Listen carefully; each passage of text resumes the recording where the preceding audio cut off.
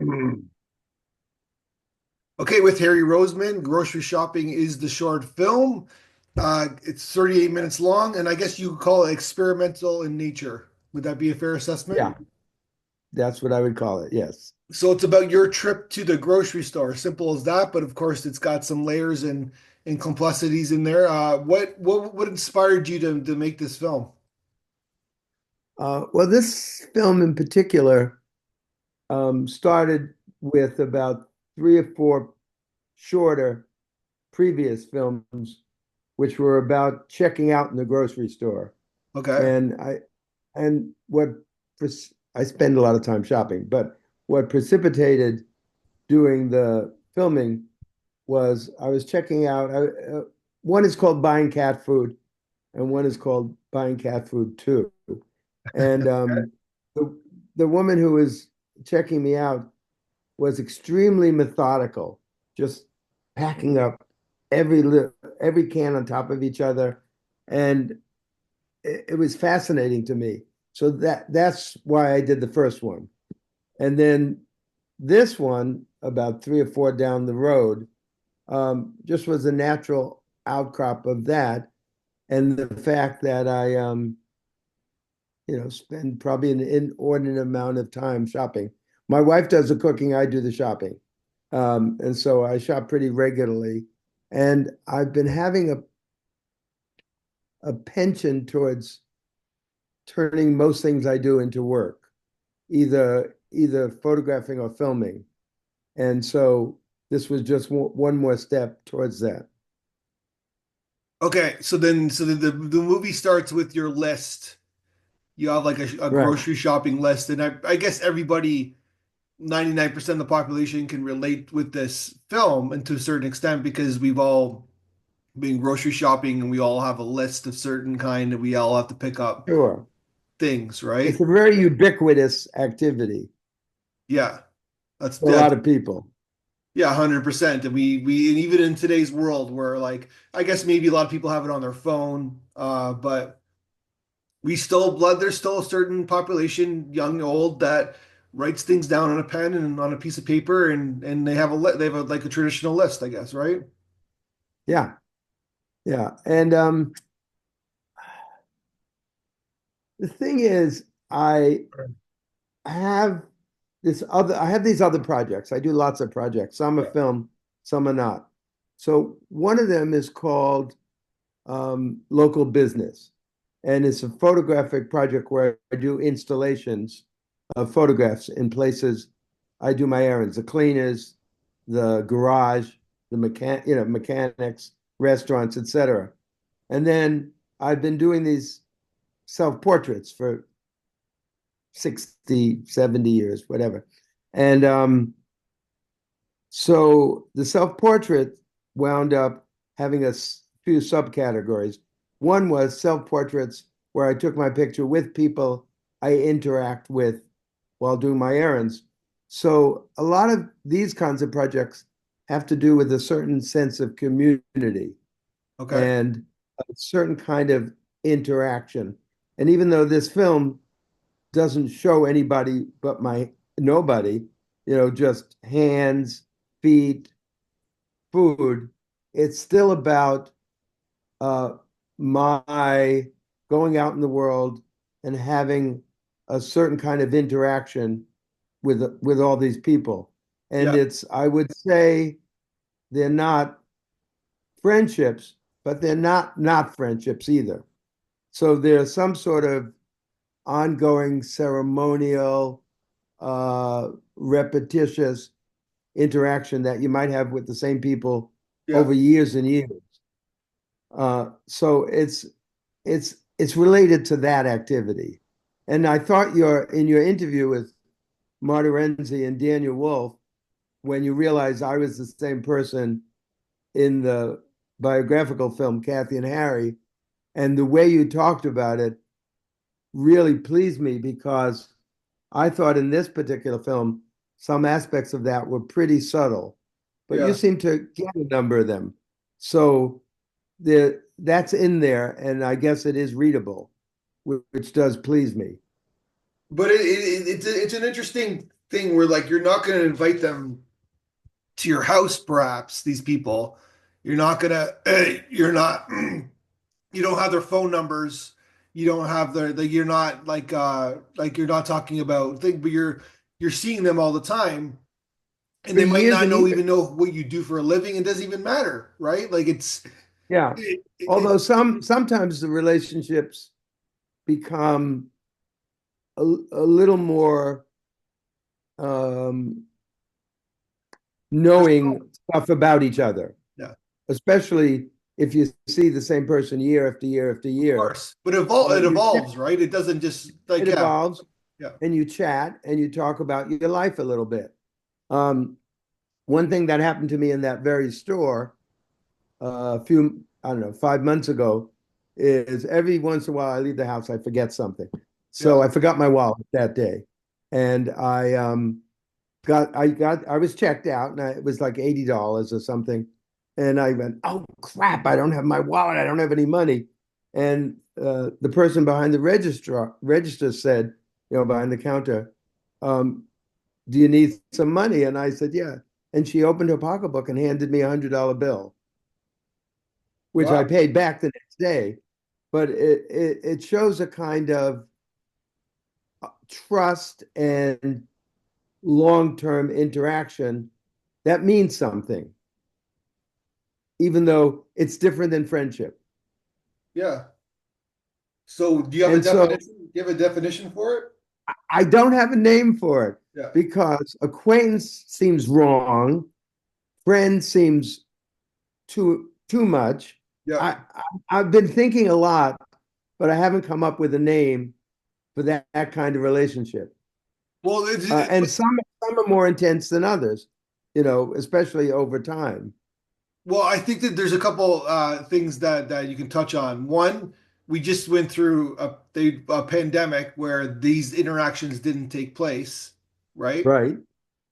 And two, I think this is a generational situation as well. Like I'm being general, of course, but the younger generation, because they're on their phones all the time, and because even the way they hook up like on dating, nobody talks to each other anymore, like because everybody's afraid of each other in terms of like if they're strangers. So the relationships are pretty distant. Even in my situation where I ended up in the same almost kind of a similar environment growing up, like a suburban environment through the through the years now I have kids. I we used to know everybody in our street growing up. We used to have like Yeah. barbecues and like firecrackers or whatever like that on the holidays. Now, basically, people really don't know each other that well, right? No, but one can, like Yeah, where I live is it's sort of a edge of suburban, edge of rural. So it's not like I know too many of my neighbors, a few, but when I'm out in the world, all these connections get made, and they would be almost akin to knowing your neighbor, but not quite exactly that. And for instance, and the other part of this film, just to turn back to this film, yeah, um, it it's visually for me very much about on one level still lives. So there's lots of shots of tomatoes and oranges and yeah. potatoes, and I found that very beautiful the way they were set up. And then one part of it is kind of mysterious because you don't see me and you don't see the people I talk to, but the activity is there and the relationships are more implied than played out. I'm working on a new film called Holiday Special Thanksgiving 2024. Okay. And it's much longer. It's an hour and a half it's going to be. I'm pretty far along on it. But you see people in that one. You see the people, some of the people who I talk to and who give me information or hand me a product or something. And then you see the people at the Thanksgiving dinner. And so that one is probably even more intensely clear about some of these relationships. but I'm not. It's longer, and I'm not quite done with it yet. Like so, then Um, in the analogy sake, you basically are at the deli counter and you're like you're looking through all the like the cheeses and this the pre-made salads and the meats and but then we don't see the person behind the counter. We just see not in grocery shopping, no, that's what I but mean. So then so all yeah, we're seeing is we just see your hands. We just see the aesthetic right, of the grocery store. We don't see we right. hear the It is interaction. a real aesthetic, Yeah. We see people's and so shoes. that's a big part of it. I Yeah. must say, one of the hard parts was shopping and packing with one hand. So then I wanted to get to that. So how did you like how did you make the film? So I assumed that you had something on you had it on your chest or something like that, but No, you I carried my phone, but I was surreptitious enough about it that it was a bit low, and also in that one I'm filming the floor, and pretty much no one had any idea I was filming them. And even in the next one, when I went back and asked permission of anyone you see to be in the film, yeah, they didn't know I was filming them. And okay. it's so ubiquitous to hold your phone in your hand that people just don't take note of it. No. And so I was pretty good about angling it in a way that I got pretty much what I wanted. One thing I loved about the audience's response that you guys have on your site, where you have videos of people responding to the people who get prizes or whatever Yeah. awards. My favorite thing was the woman who kept saying, "I know this is about something. I'm missing it. I think I don't know what it is."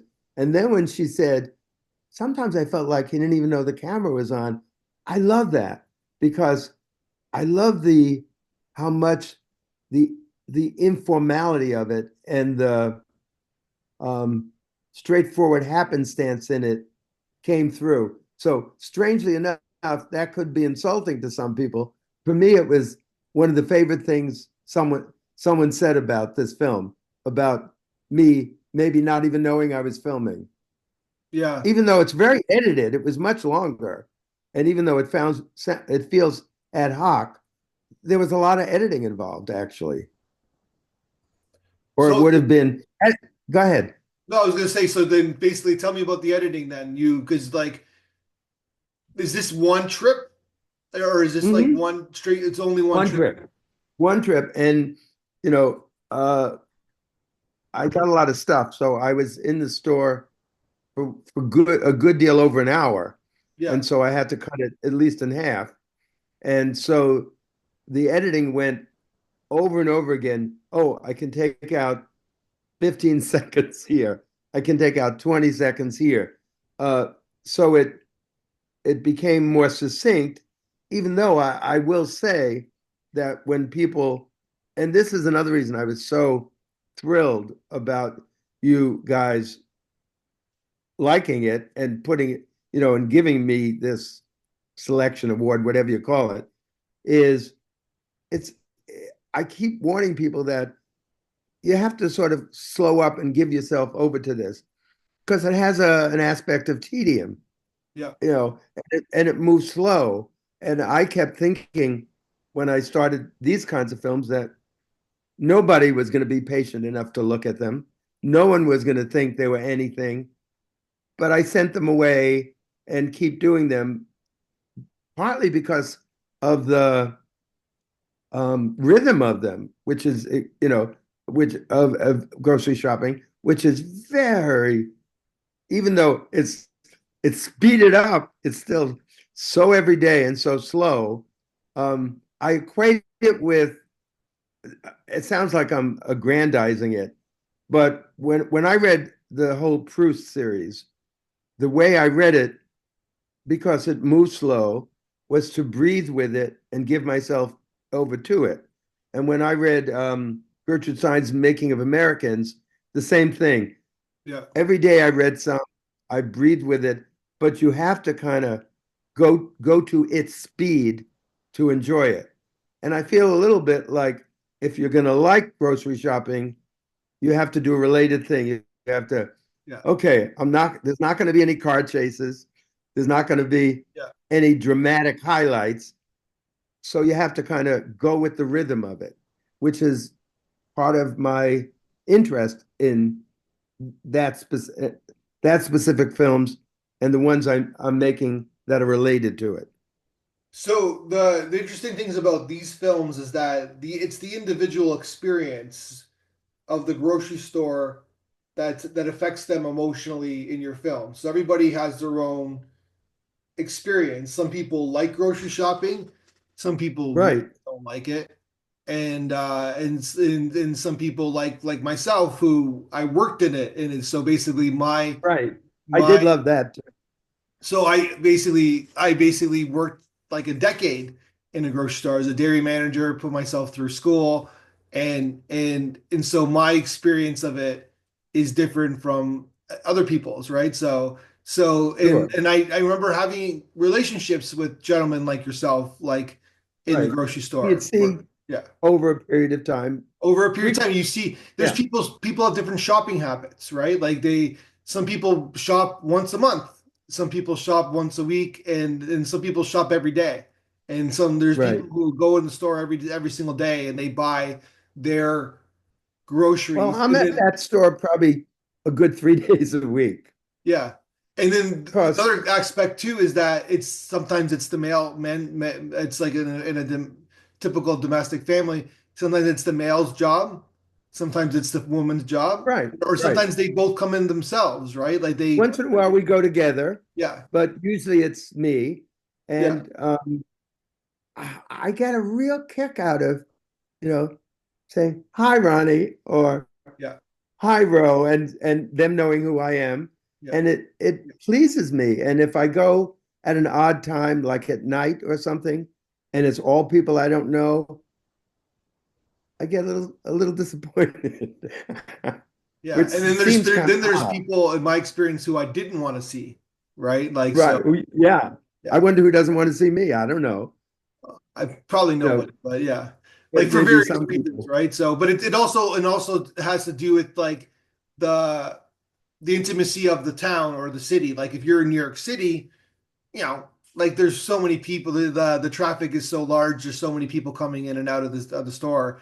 But then in like a certain small town, you get to know the neighbor, you know the small town, right? And they get to know you. Well, this is like a small city, Yeah. Poughkeepsie, but I have a feeling I would have the same experience if I lived in New York, which Okay. I did a little bit, you know, because I think a lot of it has to do with you, with who you are, and how you like or want to or interact with people. So I think, and New York City is this big place, but there's neighborhoods nonetheless. Sure. Yeah. But one thing I really do also want to mention is the in relationship to the ubiquitousness of this. And one reason I do this local business photo installations is one of my goals. I don't do these to teach; they're not teaching things. But what I would like, if this happens, which it does sometimes, is you see something that you do, or a place you've been to all the time, where you do something extraordinarily ordinary, and you don't really look at where you are very much after a while. Yeah. And my hope is that even like with grocery shopping, someone will look at this and say, "Oh yeah, this is what this is like. This is what this looks like. It's kind of interesting." And maybe it's not nothing, and take stock of being somewhere and taking either visual or psychological or interactive pleasure in it, and saying, well, maybe this is something, even though mostly I resent it. Maybe I don't need to resent it because there's some beauty in it and there's some things worth thinking about and looking at, Yeah. which is how I feel when I do these things, in addition to the people you get friendly with. Yeah. So that's a little bit of the impetus as well. And the other thing is, I like doing my work. So everything I can make into my work is just pleasing to me. Yeah. And I also do group photographs and group pans. Like if I go to someone's house for dinner, I'll photograph it. And then I have a number of websites and photo projects. And so um, you go to a party, and it could be not the best party you've ever been to, but I have a great time if I get a good shot or a good pan. So it sort of um, makes my everyday and my work breathe together, which pleases me to no end. So this is part of that as well. I just want to add one more thing to the film. There's also like a privileged aspect to the film where like wherever you come from. Abs- So Absolutely. someone immigrates to the country or goes to school here, and they go to the grocery store and they're blown away by all these things coming to our rich, privileged I'm glad you country. brought that up. But Yeah. yeah, go ahead. No, it's just Be- it's amazing, right? Like all the No, fruit, because I all the think meat. about the abundance when and when I used to just think about the abundance in the grocery store, but now I'm making art out of it. Yeah.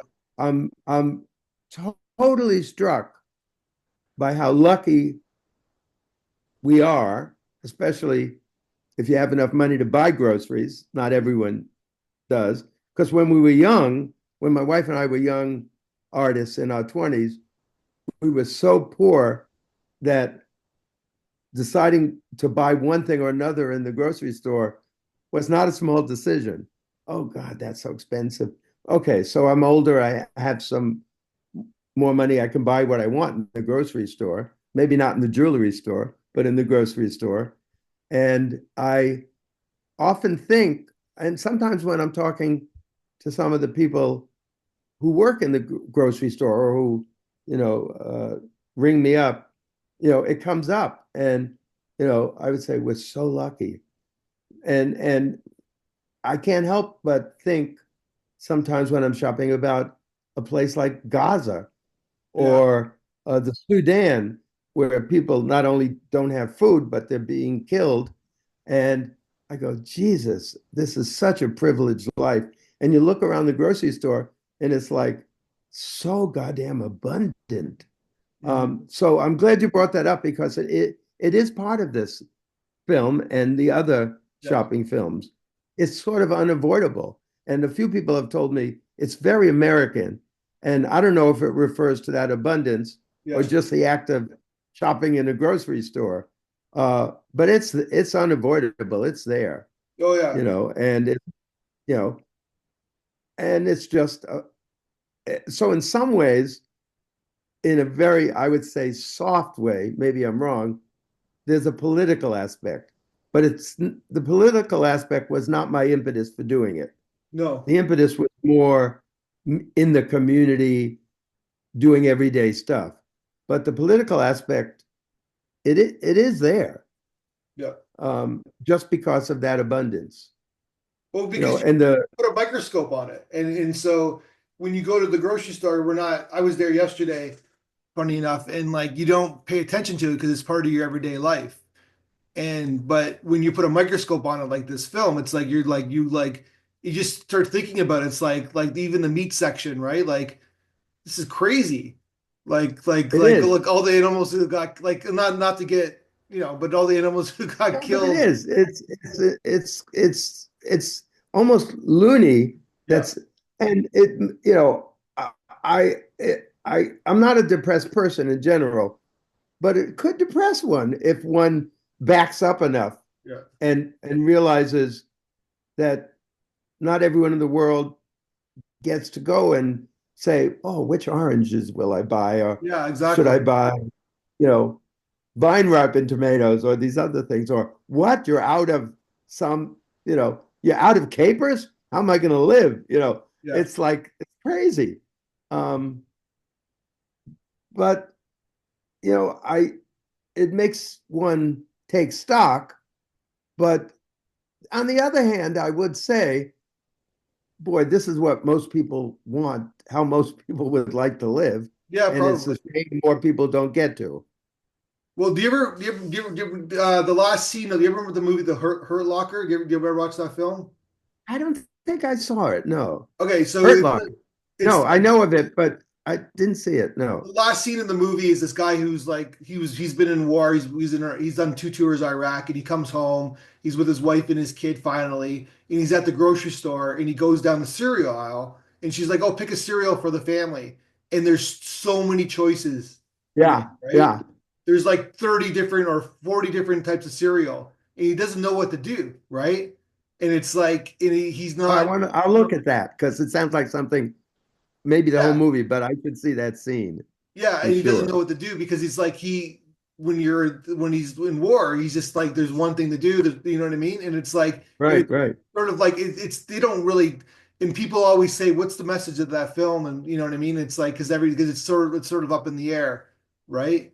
And it's because it's like there's so much stuff. But I can, on the flip side, I can also argue that like for you is the bread section when in your film where I'm like, oh my God, how many different types of bread do we need? Right? Light Well, rye, dark sometimes I rye. go, why do we need Yeah, 20 kinds of something? yeah, But it's one reason when I shot it, yeah, even though it felt like to that woman, like I didn't even know I was filming. yeah. But some of my decisions were the relationship between the close-up lushness of things, and then I will pan a whole aisle for that very reason. Of course, you go bum bum bum bum bum bum. Yeah. How is this possible? And then another aisle with more hundreds of more things. And so again, I didn't do it. I don't think I did it to be political, but the more I'm talking about it, I did want to show that abundance in a certain way, Yeah. and that maybe overabundance almost. Um, It's just there's a so lot of now I'm choices to make. confused. Yeah.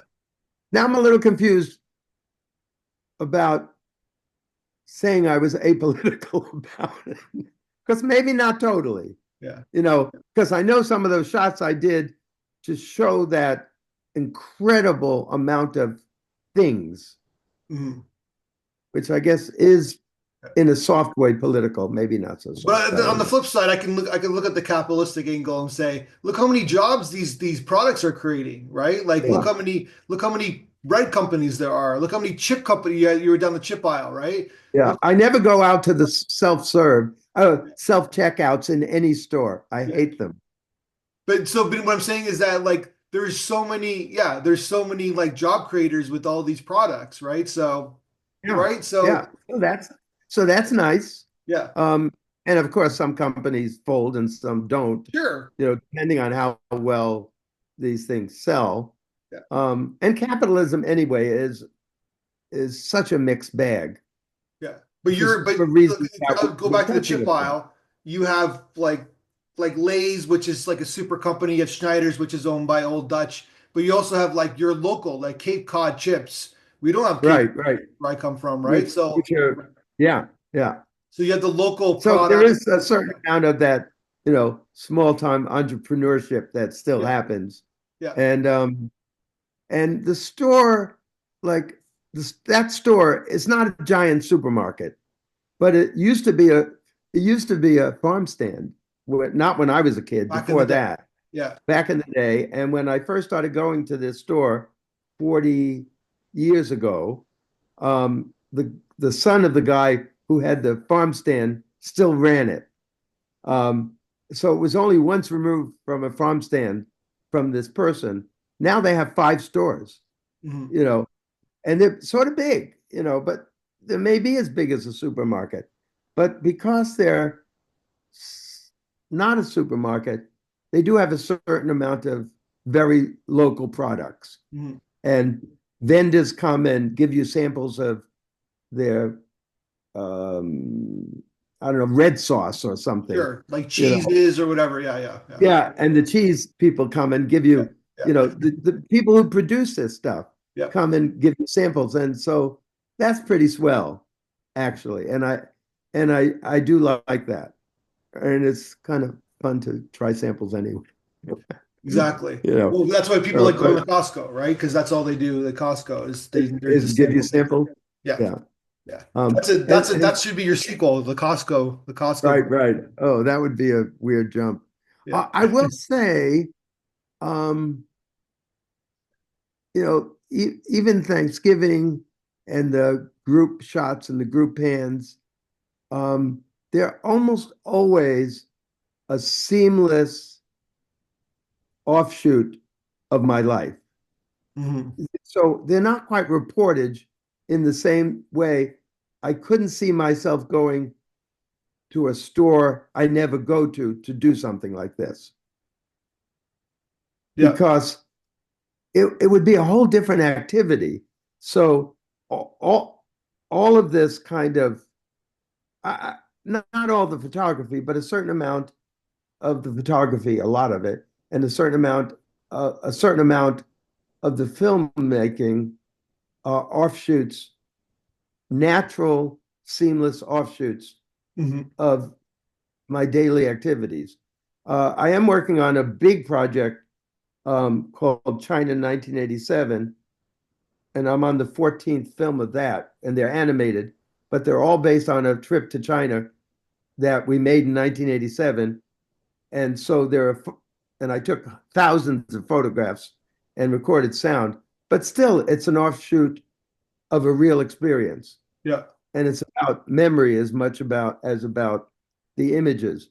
And so I'm trying to think very little of what I do, you know, uh, that is pictorial, because I do drawings which are more abstract and I make sculptures, but the other stuff that's visually pictorial is almost always just part of my daily life, um, which is the impetus for doing it. And also, which for me makes it, even though they're experimental films, and someone might, I have entered one or two in a category called experimental documentary. I think of them as not reportage in that sense. Is that clear? Yeah. 100%. Yeah, good, good. So Um, I could talk to you for a long time, but before we finish off, I just wanted to mention that people can Google your name, Harry Roseman. You're a very accomplished artist. Are you still teaching at Vassar? no, I retired from, I had, it's nice to have one career. So I had two careers. One Okay. was teaching and the other was being an artist. So 4 years ago, I retired from that career. Okay. Um, I had done it for 39 years at that one school. And before that, here and there. So no, I just get to do this all the time. But if you teach at a good school like Vassar or a college too, they want you to do your work. So I thought of myself pretty much as a full-time artist, even when I was teaching. But when I was younger, I had the energy to have two full-time careers. Mhm. Now I think it would be much harder for me. Even though I work all the time, it's still teaching takes a lot of energy.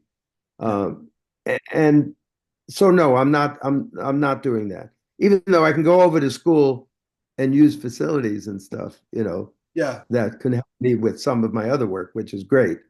Um, but no, I'm Just I'm you're I'm sort of done with.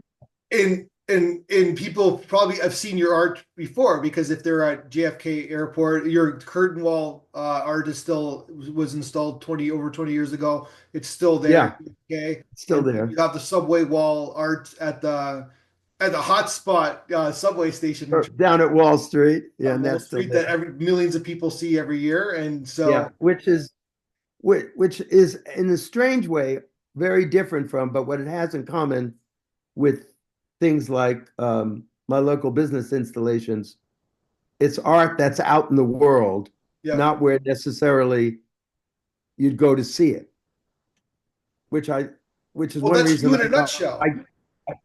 excuse That's me. if I could define your art and thematically in a sentence, is it would be it's about visitors. It's about people like you going to the grocery store, you connecting with people like some millions of people pass your subway wall or at the JFK. but how many people are really looking at it?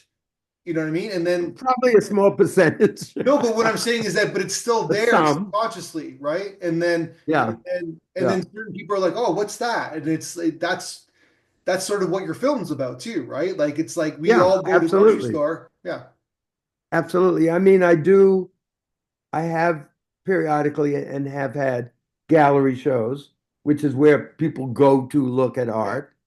And I am in a certain amount of museum collections. So that's art context. Um, but mostly right now, I think um, I'm doing work that has other contexts, either film festivals or or the gas station, and I'm still working on those photographic installations. I have three in the works right now, you know, um, but maybe it's a strange thing to say.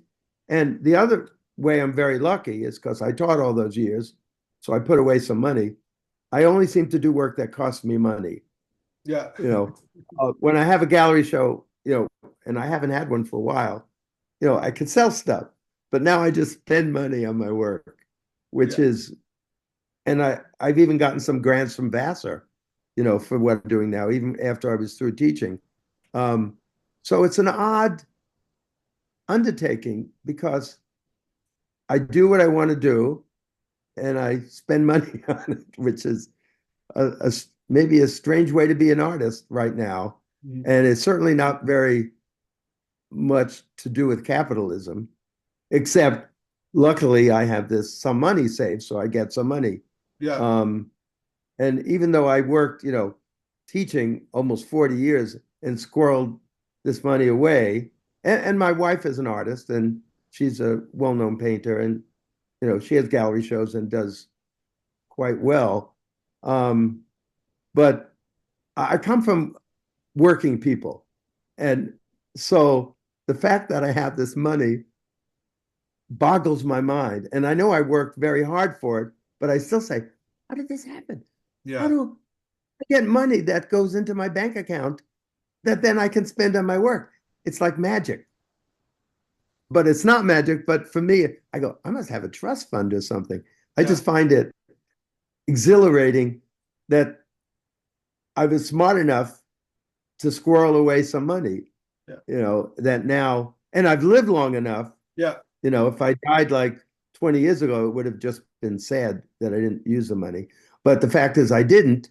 So it's like spectacular, and I get to make these films that I think no one in the world is going to look at, but then some people do. Um, and Yeah. I just feel it's like being able to go to the grocery store and all this abundance and being able to do my work is also lucky. I worked hard, but it still feels like half luck and very privileged.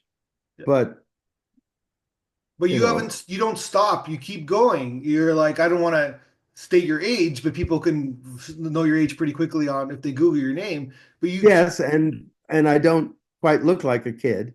no, So but it's, you keep going. You don't stop. Like you're not retired, quote unquote. Like you stop teaching, but you're always doing something. So always, yeah. I work extremely hard. Yeah. Every day I work. Um, and it's which you can maybe see in that film that Marta and Daniel did, that film about Catherine and I. Mhm. Um, it's what we do, and we've been together for over 50 years. And one of the things that binds us is that we're both artists and we both do our work. Yeah. And it's a very exhilarating part of a relationship for us. So yeah, no, I'll stop when I keel over is my guess. And Exactly. hopefully it won't be like tomorrow Yeah. or Well, something. yeah. Well, that's yeah. Well, on that note, I can't wait to see your next film. And we've been Cool. talking for a long time, but basically, but we have to go on our days. But basically, I'm looking forward to see what you do next, and I'm looking forward to talk to you again. Thank you. I would like that myself. So I do appreciate this, and I do really like that you run a film festival where you do stuff like this and the audience responses. I think it's responsible and terrific. Where are you located? Where are you right I am now? in Toronto. Toronto. I'm Are you Canadian. Canadian? Yeah. Oh, I was born and all of a raised in sudden I Niagara Falls. realized I wanted to know where you were. Yeah. I was born and raised in Niagara Falls, so I'm like a border kid. Uh, Uh-huh. yeah. Niagara Falls, America or In Niagara Falls, Canada. Canada? Yeah. But it's almost the Ah, same. But basically, yeah. yeah. Because we just go Yeah, I've never back been and to forth. Toronto, Yeah. which I would like to see someday. You haven't been to Toronto? You need to go to Toronto. Never. Yeah. And there's a million good Chinese restaurants, right? There's a yeah, well it's a big Jewish area, so it's yeah, there's a lot of Chinese restaurants. Uh-huh. Just kidding. Yeah. Well, it's Yeah. funny you say that because, of course, I grew up in Brooklyn, Yeah. and once a week we even though we were kind of again working class, but we're Jewish, so we went out to dinner once a week, Yeah. either to a Chinese restaurant or an Italian restaurant, There you go. and they weren't all that good, but I think it's a real tradition of city Jews to go to Chinese Yes. restaurants. Yeah. Why, I don't know. And when I went to China, I was thrilled beyond belief. And I think, and I felt very at home there. Yeah. And maybe it was all Well, that Chinese food. I don't know. it's funny, Um, and it's also funny you mentioned the Italian because the Italian culture and the Jewish cultures are very, very similar in terms of Very similar. yeah. Yeah, very similar. Because I went to one of my nephews married this Italian woman, and I went to the wedding. It's just like a Jewish Yeah, wedding. A little exactly. bit over the top and too much food. Yeah, I exactly. went, wow, Yeah. this is so similar. Yeah. And I got a kick out of it. All right, man. Well, let's talk again soon. I love talking to Okay, you. very nice to meet you Nice face to to meet you too. face. And thanks very much.